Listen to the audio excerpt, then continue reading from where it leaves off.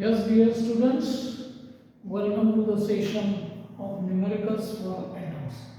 आज हम एटम पर बेस्ड न्यूमेरिकल को डिस्कस करने वाले हैं।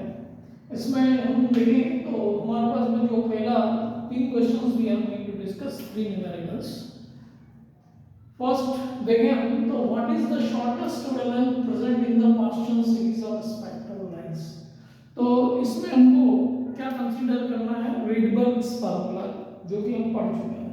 रिडबर्ग फार्मूला क्या है आपका, hc upon lambda is equal to 21.76 into 10 raised to the power minus 19 1 upon n1 square minus n2 square। अब यहाँ पर n1 की वैल्यू और n2 की वैल्यू आप सब्स्टिट्यूट करेंगे अकॉर्डिंग टू पास्चल सीरीज। तो पास्चल सीरीज में हमको n1 जो लेना है 3 लेना है और n2 जो है आपका इंफिनिटी है, n2 इज इंफिनिटी। तो ये वैल्यू सब्स्टिट्यूट करके हम इसका वेवलेंथ निकाल सकते हैं। ये h हमको पता है, it gives you the Planck's constant. Planck constant की वैल्यू हमको पता है 6.6 into 10 raised to the power minus 34 joule second। c speed of light that we also know very well, speed of light 3 into 10 raised to the power 8 meter per second। तो इस फार्मूले में थोड़ा सा करेक्शन लगा देते हैं, मींस थोड़ा सा चेंज करते हैं। लैम्ब्डा को यहाँ सब्स्टिट्यूट करेंगे तो लैम्ब्डा इधर गया तो ये हो गया आपका hc upon this 21.76 into 10 raised to the power minus 90 और ये पूरा डिनोमिनेटर में आ जाएगा, मींस 1 upon n1 स्क्वायर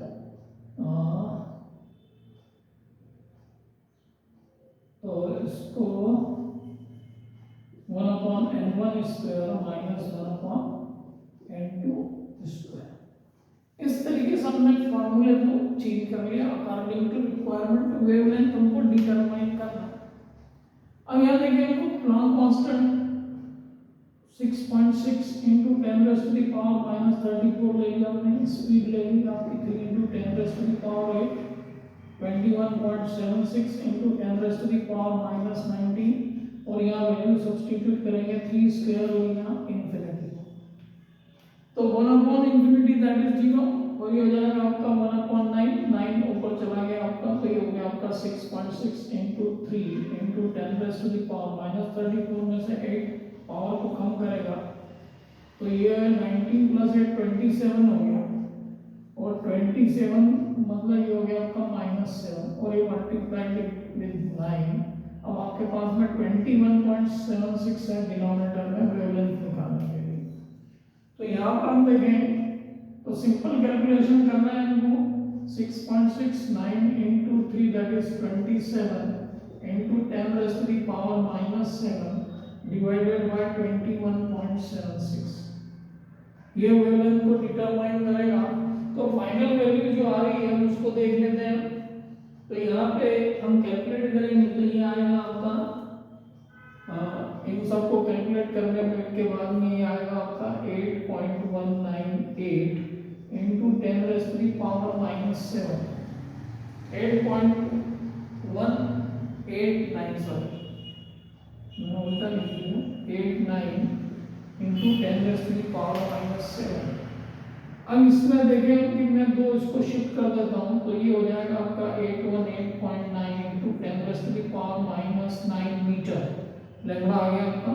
तो जो वेवलेंथ आ रही है उनकी डिनोमिनेटर में हम लिख सकते हैं, या तो मैं इस आंसर को मैं यहाँ पर लिख देता हूँ lambda is equal to 818.9 nanometre. तो फाइनल आंसर जो आ रहा है हमारा wavelength.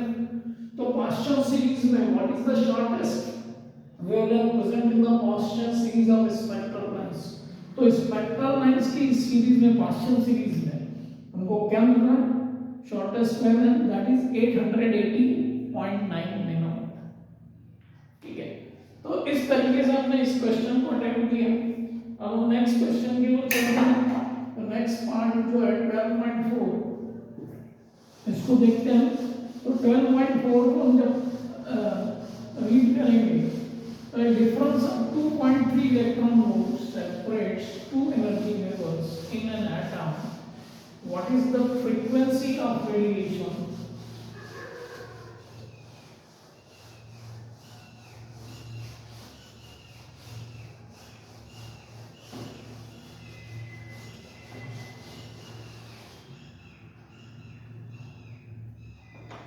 What is the frequency of radiation emitted when the atoms makes a transition from the upper level to the lower level?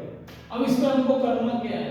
तो इस क्वेश्चन को पढ़ने के बाद हमको क्लियर है कि सेपरेशन दिया हुआ है, तो difference of 2.3 electron volt separation is given to us. तो हम सबसे पहले एनर्जी लेवल लिख लेते हैं. E is equal to which is the separation energy level, separation of energy level, ये हमको दिया हुआ है. ठीक है, तो एनर्जी लेवल हमको किस टर्म में दिया हुआ है? 2.3 इलेक्ट्रॉन वोल्ट, 2.3 इलेक्ट्रॉन वोल्ट. तो इलेक्ट्रॉन वोल्ट में है तो इसको जूल में कन्वर्ट कर लेते हैं. 1 electron volt is equal to 1.6 into 10⁻⁻19 joule. इसमें आ गया. इसको हम थोड़ा और सिंप्लीफाइड कर लेते हैं.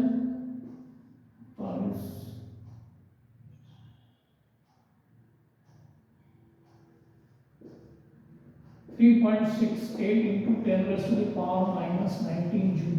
ये हमको एनर्जी मिल गई. अब यहाँ पर देखें तो इसका क्या, what is the frequency of radiation emitted when the atom makes a transition from upper level to the lower level. तो अब यहाँ पर देखेंगे फ्रीक्वेंसी ऑफ रेडिएशंस जो आपका एटम का जो ट्रांजिट कर रहा है फ्रॉम, ट्रांजिट कहाँ से कर रहा है? From upper level to lower level. तो हम फ्रीक्वेंसी एफ अज्यूम कर लेते हैं. फ्रीक्वेंसी आपकी जो है इसको हमने एफ अज्यूम कर लिया. अब आपके पास में फार्मूला ऑलरेडी है. E is equal to H होता है, we know value h into f. h Planck constant को रिप्रेजेंट कर रहा है. तो f इज इक्वल टू क्या हो जाएगा आपका? E अपॉन h हो जाएगा.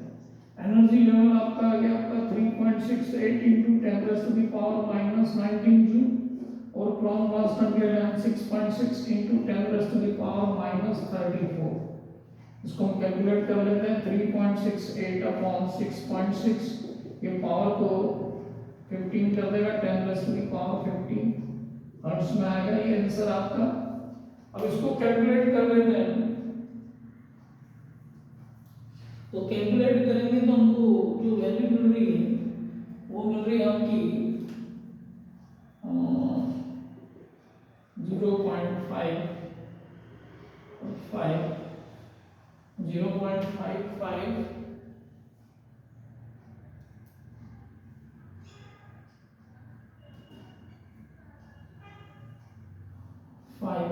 into 10⁻15 hertz. इसमें हम एक का मल्टीप्लाई कर देंगे तो ये जाएगा आपका 5.5 into 10⁻14 हर्ट्ज. ये आपको फ्रीक्वेंसी मिलेगी.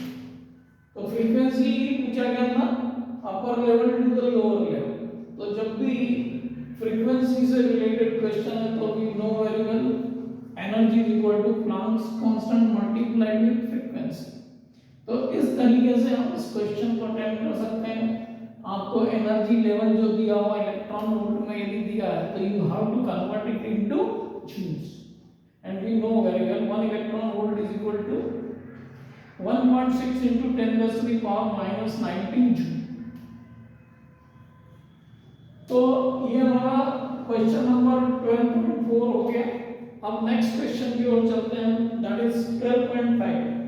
तो 12.5 को पहले हम देखते हैं क्या क्वेश्चन में है. The ground state energy of hydrogen atom is 13.6 electron volt. What are the kinetic energy? What are the kinetic energy and what are the potential energy?